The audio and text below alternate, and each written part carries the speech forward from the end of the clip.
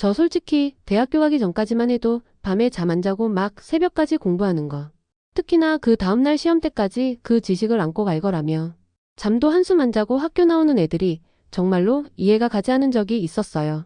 뭐 솔직히 선생님들이 아무리 성적지상주의 시대에 사셨다지만 집에서 잠까지 자지 말라고 한 적은 없단 말이에요.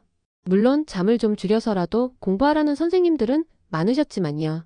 밤을 샐 적에야 이대로 학교까지 가서 무사히 시험을 치를 생각이었겠지만 막상 교실에 자기 자리에 앉기만 해도 일단 졸음부터 몰려오곤 하잖아요. 그럼 우리도 그런 애들까지 굳이 깨우진 않았어요. 이게 막 걔가 성적 잘 나올까봐 시기 질투를 해서 그랬다기보단 우리도 걔만큼 피곤한 상태이기도 했고 당장 내 공부하기도 바쁜데 내 옆자리 짝지가 조는 게 아닌 이상 다른 자리 애들까지 신경 쓸 여유가 없었죠. 그냥 쟤도 적당히 저러다 일어나서 공부하겠지 정도의 감상이었어요. 애초에 걔가 일일이 말을 하지 않으면 걔가 밤을 샜는지 아님 잠이 좀 부족한 상태인지 제가 알 게 뭔가요? 당연히 그렇게 비몽사몽으로 시험 쳐봐야 성적 조진다는 건 말할 필요도 없는 거잖아요. 말했지만 그 어느 선생님도 우리한테 걔처럼 미련하게 수면까지 완전히 포기하면서 공부하라는 분은 안 계셨어요. 뭐 예전부터 수험가에 떠도는 말까지도 필요 없이 몇 시간 자면 떨어지고 몇 시간 자면 붙는다. 뭐 이딴 말들은 많이들 있잖아요. 절대 어디에도 밤새라는 조언은 없었어요. 대신 어떻게든 시간 안에 다 외우라는 분들은 또 많았죠. 깜지를 쓰던 어쩌든 간에 그냥 어떻게든 외우라고만 하셨어요. 물론 그 방법론을 완전히 언급을 안 하신 건 또 아니셨어요. 선생님들 나름대로의 공부법들을 말씀하시곤 하셨지만 그 대부분은 우리도 어디서 한 번쯤은 들어본 말들이어서 좀 대충 듣긴 했어요. 그러다 보니 선생님들도 구체적인 공부법들을 말로 하기보다 직접 몸으로 체감시켜 주시는 쪽이셨죠. 솔직히 말로 하는 공부법은 학교 선생님들보단 학원 선생님들 설명이 훨씬 더 세련되게 말씀해 주셨어요. 뭐 그리고 몸으로 체감시켜준대 봤자 이게 무슨 체육 수업도 아닌데 대단한 무언가가 따로 존재할 리는 없잖아요. 여러분도 짐작하셨다시피 그냥 회초리를 냅다 휘두르는 것 뿐이셨어요. 다른 점이라곤 한계가 없다 정도? 영어 단어 외우는 거에도 각자 스타일이 다르고 걸리는 시간도 다를 텐데 선생님은 그런 거 딱히 신경 안 쓰셨죠. 평소라면 그냥 쪽지 시험 치고 틀린 개수대로 혼내고 넘어가시곤 하셨지만 애들 성적이 대체로 좀 저조하거나 그런 막무가내식의 방도가 오래되다 못해 꿀인내 나는 방식이라며 대드는 애가 튀어나오곤 할 땐 그걸 그냥 대충말로 설득해서 넘기지 않으셨어요. 뭐 어차피 그런 식으로 반발하는 애들 치고 공부 잘하는 애들은 없었으니 선생님도 부담은 좀 덜 하셨겠죠. 자기는 어차피 선생님께 혼날 성적이 아닌데도 반을 대표해서 살신성인의 자세로 나서는 애는 없었어요. 그건 선생님들께 사랑받았던 반장들도 하지 않던 짓거리였으니까요. 뭐 어쨌거나 그런 애들 하나 정도 나오면 선생님은 그러세요. 시간 내에 다 외워지면 어쩔래? 물론 저 말을 하신 건 선생님이지만 영단어를 외워야 하는 건 의문을 제기한 학생이죠. 이미 저런 의문을 제기했다는 것부터가 일정 개수 이상으로 틀렸단 말이고 어떻게든 덜 혼나보겠다고 발악하는 과정에서 튀어나온 말이겠지만 그게 오히려 선생님이 자기를 더 혼낼 빌미를 줬다는 걸 말을 하는 그 시점에선 미처 깨닫지 못하는 경우가 많았어요. 선생님이 여분의 쪽지 시험지를 꺼내 걔한테 내민 순간 이미 기차는 떠난 거죠.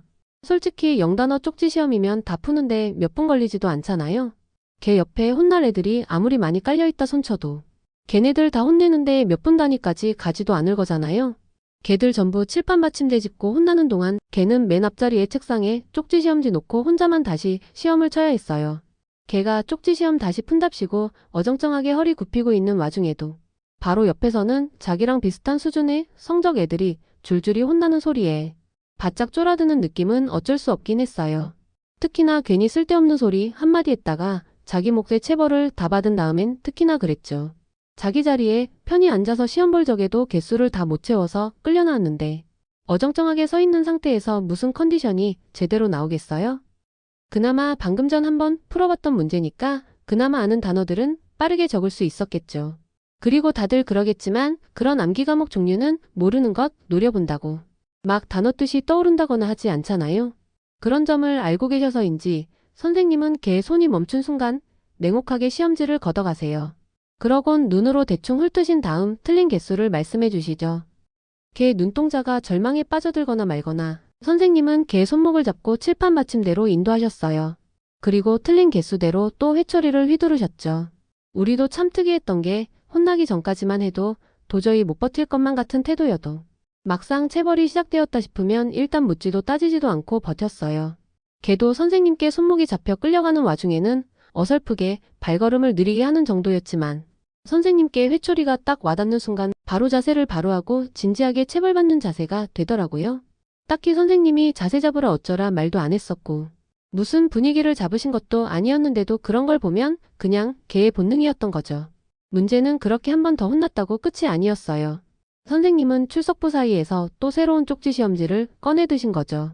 아까 맨 앞자리에 책상에 놓으시곤 조용히 쪽지 시험지를 가르키실 뿐이셨죠.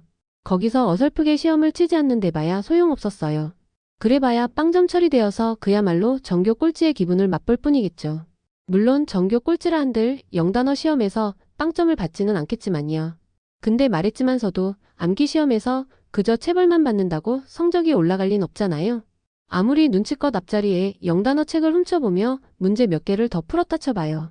맨 앞자리 애라도 자기마저 끌려나가 똑같은 꼴을 당하고 싶지 않다면 아무리 친한 애라도 그걸 막 적극적으로 도와줄 순 없었어요. 그나마 제일 어려운 파트의 단어가 보일 정도로 페이지를 펴놓는 정도죠. 그래봐야 열 몇 대에서 열 몇 대로 줄어들 뿐이긴 했지만요. 물론 선생님도 그 상태를 무한 반복하진 않으셨어요. 그랬다간 애 하나 병원 보낼 일이 생겼겠죠.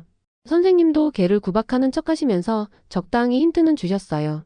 칠판에 전체 영단어를 적어주신 다음 10초 만에 외우라고 하고 지워버린다거나 하는 식이죠. 솔직히 그때 그 선생님 성격 생각하면 그것도 많이 참아주신 거라고 생각해요. 문제는 그래봐야 공부 반쯤 포기했던 애 머리가 전교 정상급으로 올라갈 리는 없잖아요. 정말 모르는 단어라면 전교 1등을 데려와도 한 번에 그걸 다 맞추진 못했을 거예요. 근데 선생님은 그걸 우리 반에서조차 거의 최하위권에 가까운 애를 상대로 그러신 거죠. 그래도 다행이라면 걔 IQ 정도는 선생님도 잘 알고 계신다는 거여서 선생님도 더 이상 새로운 단어를 추가하진 않으셨어요. 아무리 영단어 쪽지 시험이 20, 30개 정도였다지만 같은 단어만 계속 반복해서 적다 보면 외워지게 마련이잖아요. 아무리 돌대가리라도 한 번 틀릴 때마다 한 단어당 회초리 한 대라고 생각하면 치가 떨릴 거예요. 이미 그런 방식으로 몇 회전이 돌았다는 점에서 40, 50대 정도는 가뿐히 넘어섰죠. 솔직히 뭐 죽을 만한 잘못도 아닌데 선생님도 적당히 봐주셨겠죠. 평소라면 10대만으로도 애 하나 정도는 양호실 보내고도 남을 정도의 체벌을 하신 분이니 그 정도면 확실히 선생님이 완급 조절하셨다고 봐야 했어요. 게다가 선생님도 지금의 의도는 막연히 걔를 혼내는 것만 있는 건 아니기도 하니까요. 무슨 오랑우탄이나 원숭이도 아닌데 체벌 2, 3회전만 돌아도 정말 필사적이 되었어요. 그쯤 되면 영단어를 외우는 게 아니라 그냥 숫자에 해당하는 뜻만 외워서라도 만점을 노렸겠죠. 물론 걔가 그런 심정으로 그 쪽지 시험 만점을 받았는진 알 수 없지만 최소한 저라면 그랬을 거라는 거죠.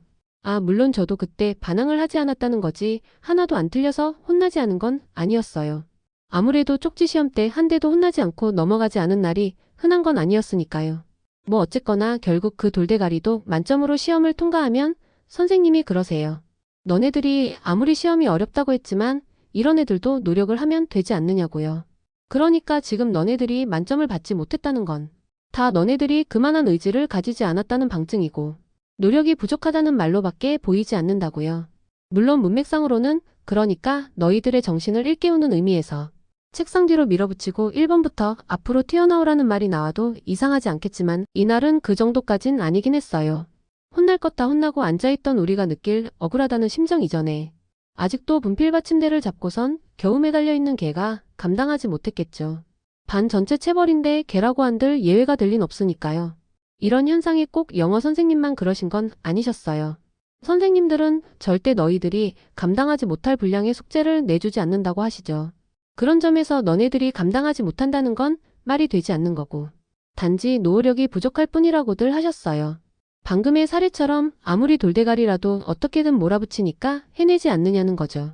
물론 걔는 매번 혼날 때마다 정답지를 들춰보며 시험을 본 거나 다름없고 이미 들인 시간 자체가 우리랑 다른 건데 그걸 동일선상에 놓을 순 없다고도 생각하겠지만 그걸 말해봐야 걔랑 똑같은 꼴이 될 뿐이었어요.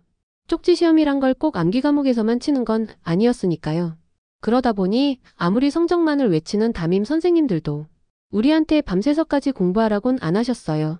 그래서 저는 고딩 때까지만 해도 밤새서 공부를 하면 큰일이 나는 줄로만 알았어요. 대신 단기간이라면 하루에 3, 4시간 정도만 자는 건 괜찮다고만 생각했죠. 근데 이것도 또 대학생이 되니깐 완전히 달라지더라고요. 솔직히 저 재수할 때까지만 해도 이 이상 더 열심히 공부할 순 없다고 생각했단 말이죠. 근데 아니더라고요. 막상 대학교 올라가니깐 시험 기간엔 전교 꼴찌마저 밤새서 공부하는 걸 보고 충격받았어요. 뭐 재수 강한답시고 1학년 과목 수강하는 선배들 보고 그런 것도 있다지만 그렇게까지 밤새는 걸 아무렇지도 않아 하는 건 정말로 충격이었어요. 물론 그렇게까지 하는 게 객관식 시험에서 주관식 시험으로 바뀐 탓도 있겠지만 밤새는 걸 아무렇지도 않게 생각하는 분위기라는 게 정말로 무섭더라고요. 진짜 그걸 보면 세상엔 정말 못할 일 따위는 없단 생각도 들긴 하지만 그래도 영상 올리는 건 쉽지 않긴 하네요. 저는 언제쯤 유튜브 영상 제작에만 열중할 수 있을까요? 직장 다니면서 하려니까 대본 쓰는 것부터가 고통이긴 하네요. 그래도 더 열심히 해보도록 노력해 볼 테니 구독과 좋아요 좀 부탁드릴게요. 물론 아무리 효율이 중요하다지만 체벌이 나쁘다는 건 확실하긴 하죠. 그럼 이번 영상은 여기까지만 할게요.